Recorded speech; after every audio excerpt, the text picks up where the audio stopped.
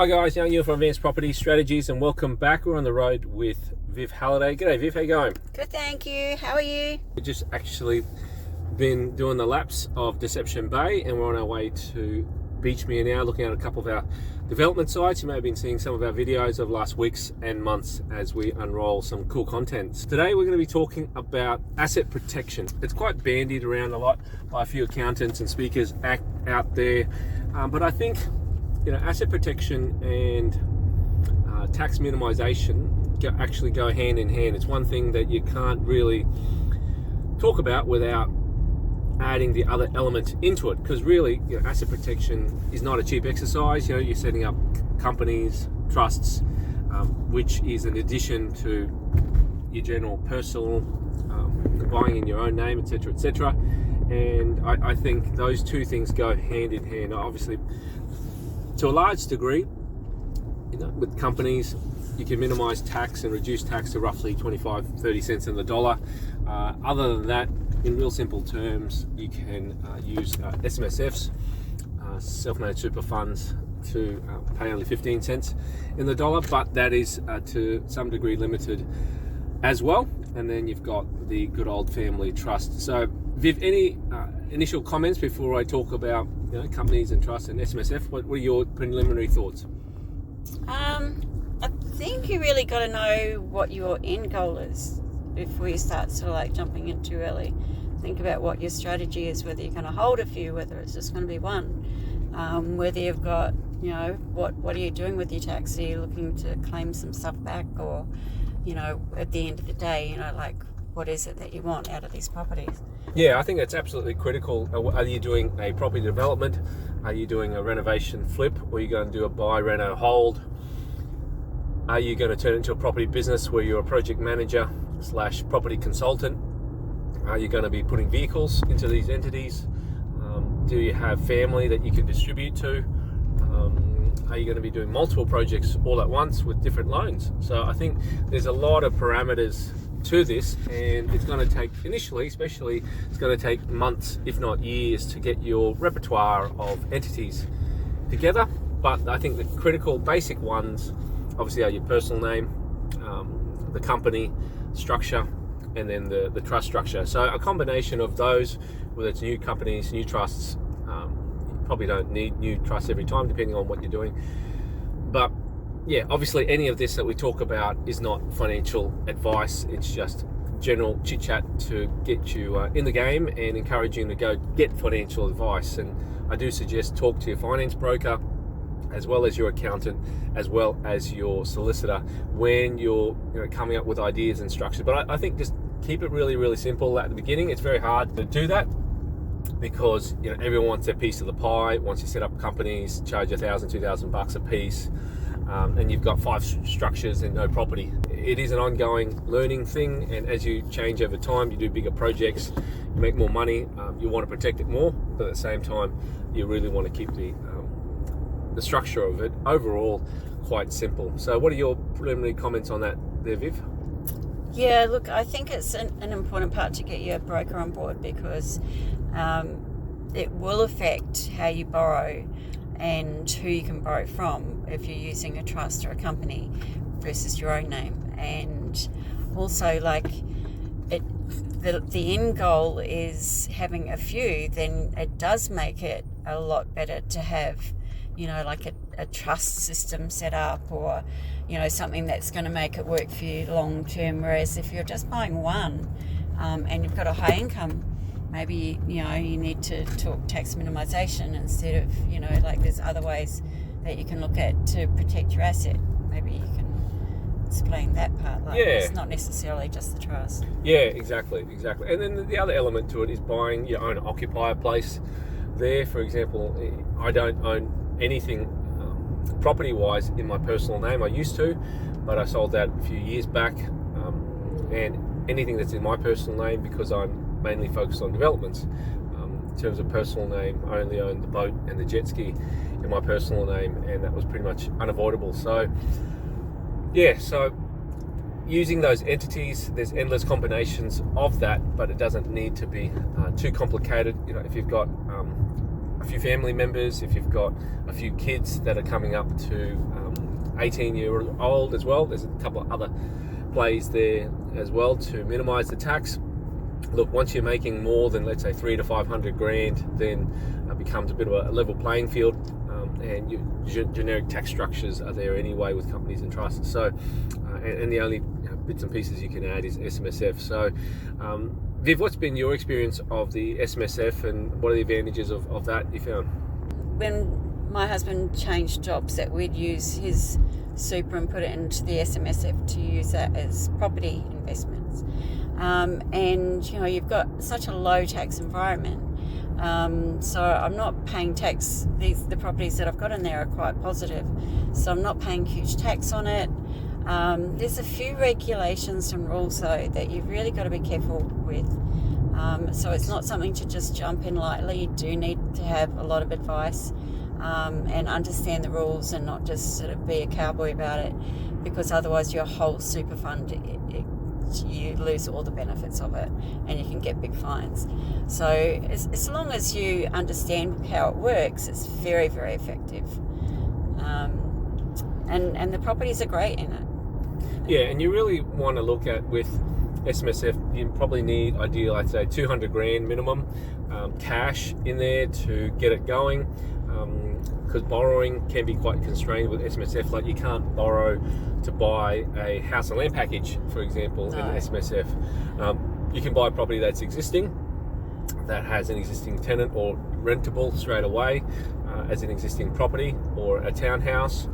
We call it a one-part contract, or an apartment, so that when you settle it, the construction is complete, versus buying a house and land package where you have two contracts, a land contract where you settle separately, and then a build contract which you construct after you purchase the land, is not viable unless you're paying cash. So if you're borrowing to buy houses, for example, they need to be completed homes or a complete finance package in one go. So that does constrain you, but like I said, you really need a minimum of, I reckon, 200k to make it worth your while, and because there's going to be fees and associated. So any comments on that, Viv? Yeah, so the cost of running a self-managed super fund's a little bit more. Like, you do have to have it audited each year.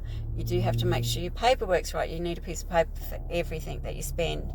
And your interest rates are usually a lot higher. There's less companies that will loan to them. So at one stage there, I had a choice of two.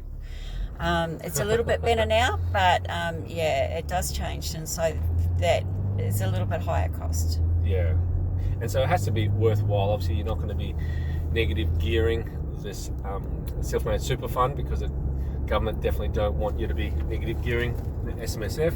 Yeah, but definitely viable and a good way of actually investing in property. I think that getting a few more of those one contract possibilities out there now. I've heard a few even mini boarding houses that they're sort of doing that with, but definitely get advice on that, because you can go wrong if it's not. Yeah, what about buying properties and renovating SMSF? Like, you've done that, Viv. Did you find that a reasonably easy experience, or it can be capital intensive? What's your take on that? So if you want to renovate in a super fund, you need to have cash to do it, so you can't borrow funds to renovate. It is the same, it's just you can't change the type of property. If you get, like, you can't sort of like build a house into a block of units or change its structure that much. So if it's a house, it's got to stay a house. But everything that you spend on it, you need to have the cash in there to do it. You can't just sort of like get an extra loan, or borrow, lend it from yourself. And you can't borrow from yourself at all. Yeah. So. And I suppose, yeah, the other side of things is when you do decide to sell the property, in terms of capital gains tax, it's really, really cool as well. So it's a lot more attractive. I think it turns out to be 10%, I think. Yeah. Great. 10%, which is great. So, definitely not suitable for development in the traditional sense, because you can't borrow unless you've got enough cash to do it. With cash, obviously they're looking at constraints of the $3 million per member as well at the 15 cents. Going above that can be quite problematic or expensive, but definitely get advice on what you do and just start small. The big theme of all the stuff that I've done over the years is think big, start small, because oftentimes, yes, you're wanting to make the money, 50 grand, 100 grand, quit your job, replace your income, all that good stuff. But I've found for me, it's not just about that. It's about learning the skills of what to do, what not to do. I think a big part of property is learning what to avoid. A lot of people have bought projects and they've seen the problems, that they can visually see the problems, whether the site's too slopey or it's got a fair bit of flood in it or it's got a big green overlay through it, and they think, oh, you know what, I can figure this out, I can get it through past council.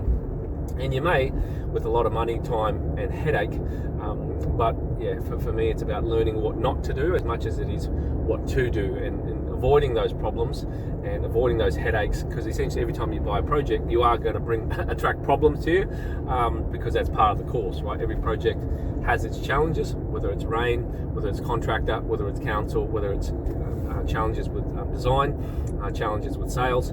Every project's going to have its challenges, but learning what to do, what not to do, and that IP, building up that IP, intellectual property, over the years, because it's going to be a long-term thing. If you're going to do property just for an overnight thing because the market's going up, you want to jump in and out just like crypto, well, I've got news for you, you're not going to last very long in this game, because it does involve a fair bit of leverage and debt, if you're going to play this game. So it has to be a long-term thing, and that IP, not just capital that you're building, but generally building that intellectual capital, so that your projects longer term, as you get bigger and bigger and you do multiple projects, you're making less mistakes and you're able to solve problems because you've bought well, and the projects are profitable and worthwhile. So Viv, you've done a whole stack of land subdivisions and renos. What are your comments in the context of that? Look, I always remember that sometimes the best deal you do is the one that you don't do. I think it's very, we all want the deal to stack. We all really want those numbers to work. We've found something that we think is going to work, and we sort of like almost do everything that we can to make it work. You've actually got to step back and go, realistically, what are the numbers, what are the figures, what are the issues, and not gloss over some of those problems, because sometimes the one that you walk away from is the one that's going to set you up for the one that will work next time. Yeah. And I think that's a big learning. I remember some of the deals Viv presented to me that she really, you giggled, she really wanted them to work. Oh, yeah. Yeah. Because you want a deal, right? Because if your colleagues are doing a deal and you're not doing a deal, it's not good for your ego, it's not good for your self-esteem, doesn't look good in the crowds when you're at a networking lunch or a dinner or an event, seminar, and people ask, oh, what are you doing at the moment? Oh, nothing. Well, bragging about nothing isn't cool. But like Viv says, and thanks for using that phrase, is sometimes the best deals are the deals that you don't do for whatever reason. And when I'm looking at a deal, I'm looking at the pluses and the minuses. Oftentimes when you're looking at something, you get so excited about it that you forget to look about the realistic side of things. So you're looking at the positives. Anytime I'm looking at a deal, I look at the positives, and straight away within that same hour, I'm looking at the negatives. Why shouldn't I buy this thing? Why shouldn't I buy this thing? Or why shouldn't I do this deal? Or why shouldn't I pay that price? Is it because it's got flood overlays? Is it because it's got green overlays? Is it because my competitor down the street is charging too little? Or there's too much noise? Or it floods? Or the DA is going to take 10 years? So what are the risks? Because it is a risk management play. And you're going to be tying up money, whether it's your money, investors' money, the bank's money. There's going to be some cost. So, yeah, so Viv, you want to share about a couple of deals that you had looked at in the past that you were really, really happy down the track that you didn't buy? I can't remember any offhand, but I know that there were so many times there that I was trying to make the figures work. And they sort of were okay, and I knew that they were okay, but they, there was issues there that could blow out. And also, there was the figures. I think that's one of the things that I tended to do, and I think a lot of people do, is they inflate the going back to the market prices. And you make your numbers stack even when they don't, and I did that a lot. And you know, like when you actually go back and look at those deals, and this is something that I used to do, is go back, okay, what did those blocks sell for, or what did that house sell for when it was renovated? And it's always really interesting because, like, you know, you can then walk away going, yeah, okay, I did the right thing. It didn't sell for as much as I thought it was going to. The money wasn't there. So, yeah, and it set me up to learn my numbers and also learn what was a good deal for later on down the track. But sometimes just having like Young or somebody to run over those figures and over that deal, they see things because they're not emotionally involved with it, and they'll tell you, hey, what about this, when you're glossing it over and making it all, you know, rosy, and it's not necessarily. Yeah, and I think that's two of the mistakes that people often do. If you break that on down, is that people generally underestimate the actual costs and then they overestimate the sales prices. And at the moment, land prices have gone up crazy. And you know, we're about to go to Beachmere now. We've been at Deception Bay. When I did my original FISO at Deception Bay, I was working on barely 460,000. Before that, I know land at Deception Bay was 320,000, but you know, as the market shifted, we could see that we could get mid-fours, and we did our FISO on that. We weren't projecting for the prices to go up. And a saying that you may have heard me say, or some other colleagues and clients use it, is, you know, projects always cost more and they always take longer. So there's always going to be extra costs that you don't know, and you don't know what they are. They're just going to be there for whatever reason. Oftentimes it's going to be council causing delays, or council wanting you to do extra work, like we've just finished Deception Bay. Right, we've got titles, we've bonded. That means we've given them money to say that we are going to finish the project if there are any issues. And so we've had an on-maintenance meeting, which is kind of like a semi-ultimate meeting. And they said, oh, we want you to put a gate in, we want you to put these bollards in, etc., etc., etc. We want you to fix this, the left, right, and centre. So it's probably an extra 10 grand that I wasn't allowing for there. In the big scheme of things, look, the project, it's going to yield over, call it gross, 13 million bucks. An extra 10 grand isn't that much in the big scheme of things relative to the project, but it is still 10 grand. You know, that's a really good, reasonably good holiday, school fees, etc., etc. So there's always going to be extras. There's always going to be more things that pop up, and you're going to have to pay them. So yeah, and that's why I think big, start small, learn the process, make sure you have enough cash and enough resources to ride through the waves of the extra costs, because you know, in 2 years time, 5 years time, the market isn't going to be necessarily as buoyant. You can't predict that, and so you know, you're going to be watching every cent, but watch every cent anyway. So what are your thoughts on extra costs, Viv? Even when you're doing your renos, what are your thoughts on extra costs? And they're always there. Everything does cost more. Your tradies they're costing more than you think. Even if you put the prices up, they're still going to cost more because they're in demand. Your products have actually almost doubled in the last 3 years. So if you're taking old figures and just expecting that that's going to work, it's not. You do actually have to have a bit of a run around, and things cost more, like, because your time is, if you're waiting for a tradie and you can't get there in another week, and that puts things out, you've got to add that interest cost and the sort of like that extra cost into your FISO. Otherwise, you will just be so far behind, it won't be funny. Yeah, that's right. And you want to, eventually you get to the point where you're not going to be doing these projects for practice. You want to be doing them so that they are worthwhile, and you're wanting to do them profitably. And especially, you know, if you're buying a $700,000, $800,000 property, you're spending 100 grand, let's say, on the reno, or you're doing a 1 into 2 sub, that might be $1 million in. It's got to have a good return on investment. It's not just the time that you're putting in, whether it's 2 hours a week, 5 hours a week, 10 hours a week. You want to get a return on that. You also want to get return on investment, return on the capital and the debt and the risk that you put in. So it's all well and good say, oh, you know, people say, oh, developers are greedy, etc., etc. But you got to think about what risk do developers take.